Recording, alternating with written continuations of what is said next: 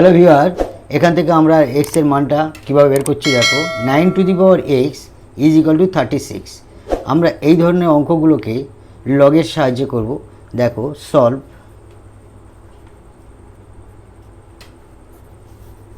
9 to the power x is equal to 36। উভয়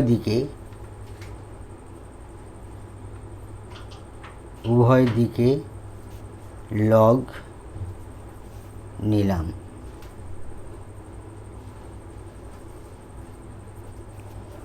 অতএব log 9x is equal to log 36। অতএব extra আমাদের চলে এলো পাশে,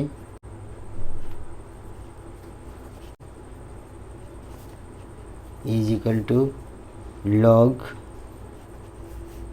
9 গুণ 4 ভাঙালাম। অতএব এক্স লগ 9, এটা আমরা ভাঙাচ্ছি লগ 9 প্লাস লগ 4। অতএব এই সাইডে আমরা লগ 9 নিচ্ছি, লগ 9 ভাগ করছি, এই সাইডেও আমরা লগ 9 ভাগ করছি।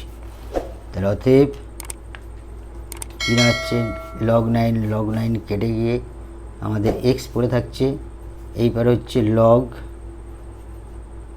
9 নিচে লগ 9 প্লাস লগ 4 নিচে লগ 9। অতএব x is equal to log কেটে গিয়ে 1 থাকছে, প্লাস লগ 4-এর মান আমাদের লিখতে পারি 0.3010। সরি, এটা ভুল হলো। অতএব এক্স সমান, এটা কেটে গিয়ে 1 হয়, প্লাস লগ